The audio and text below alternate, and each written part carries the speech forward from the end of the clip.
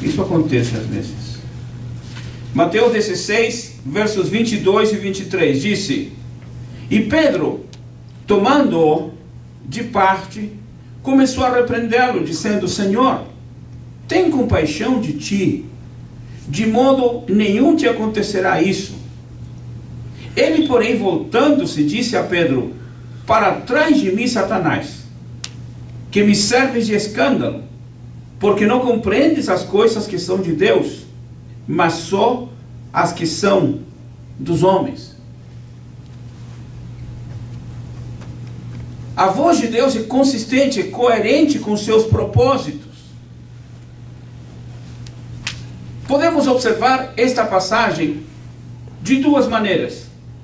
Vamos observar da maneira que Pedro observa e vê Jesus.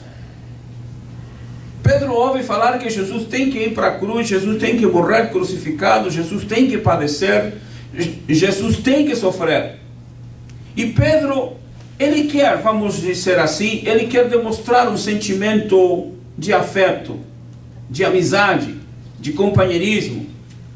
Vamos colocar uma coisa mais, diríamos, mais filosófica. Pedro está expressando o seu sentimento humanístico com Cristo. Pedro está expressando o seu sentimento de afeto, de companheirismo. Não, Senhor, que isso não te acontece. De maneira nenhuma o Senhor vai sofrer. Não. Pedro estava querendo favorecer Pedro. Pedro estava sendo uma pessoa bem intencionada, com um bom projeto, um bom propósito. Mas o bom projeto, o bom propósito, a boa intenção não funciona no mundo espiritual. Porque o bom projeto, o bom propósito de Pedro era que Jesus não fosse para a cruz. Mas esse era o projeto de Deus. A boa intenção de Pedro estava sendo usada por Satanás. Interessante que a Bíblia não expressa, mas não, se não expressa porque não aconteceu. Imagine que de repente alguém chame outra pessoa de Satanás. Não falou de filho de Satanás, servo de Satanás, instrumento de Satanás. Jesus disse: para trás de mim, Satanás. Mas Pedro não se chamava Satanás. Mas nesse momento ele teve uma atitude satânica, diabólica. Nem sempre a boa intenção está cheia do Espírito Santo. A voz de Deus é consistente, coerente com os seus propósitos. Havia um propósito determinado por Deus, que Jesus deveria vir a este mundo e logo depois padecer na cruz, morrer e logo depois ressuscitar. Tudo que for contrário a esse propósito não concorda com Deus. Se não concorda com Deus, é de Satanás. Os projetos, os trabalhos que são feitos na casa do Senhor, as coisas que são feitas para Deus, aqueles que querem contribuir, que querem colaborar, que querem ajudar, que querem fazer parte, estão coerentes com aquilo que Deus determinou. Os que são contrários já estão do lado contrário. Tem pessoas que às vezes chegam até profetizar: essa igreja vai fechar, esse crente vai padecer, ele vai sofrer, ele vai fracassar, ele vai passar mal. São crentes que têm em seus lábios, em seus corações, um sentimento de rancor, de ódio. São pessoas usadas por Satanás, são instrumentos diabólicos, são servos do diabo que querem somente ver o fracasso e a frustração.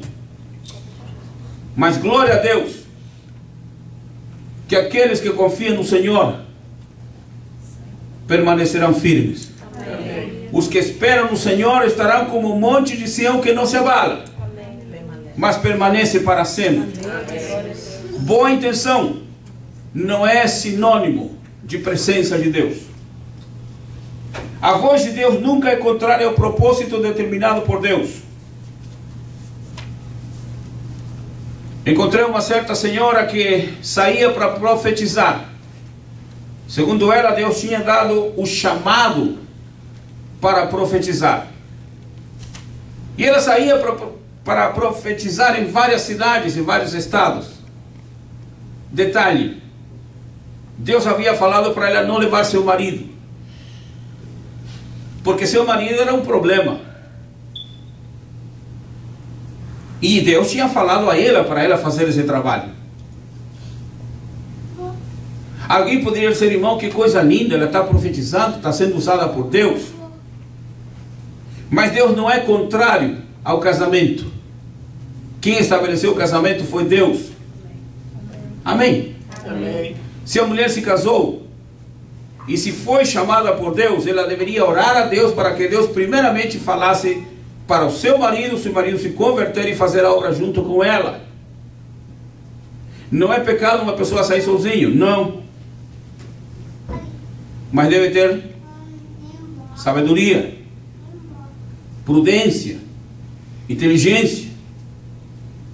Pessoa que sai para fazer a obra de Deus e fica 6 meses fora, depois volta. Isso não se encaixa no processo de Deus. Deus é coerente, Deus não é contrário.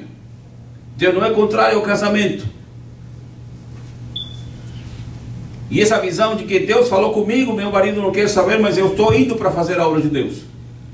Eu estou saindo, estou viajando, estou fazendo a obra de Deus. Isso vai contra o princípio bíblico. Foi Deus que estabeleceu o casamento. Se a mulher se casou, deve estar sujeita ao seu marido. Queira ela ou não queira. Amém. Deseje ela ou não deseje. Aceite ou não aceite. Tem que ser obediente e submissa. Pois a Bíblia assim o diz. Não tem tempo moderno, não tem país moderno, não tem cultura moderna. A Bíblia diz: submeter-se ao seu marido.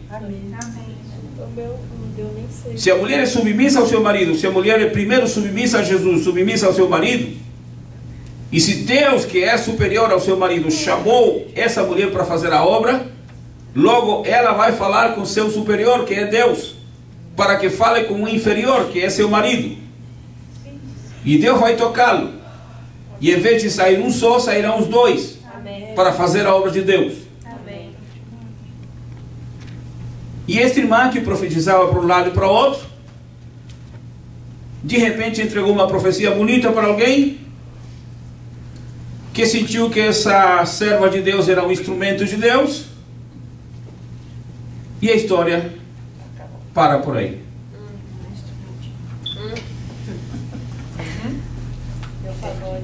Deus não é a favor do triângulo amoroso. Graças a Deus. Amém. Amém.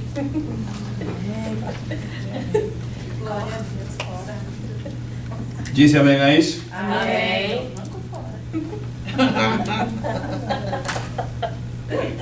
De repente alguém pode dizer: Senhor.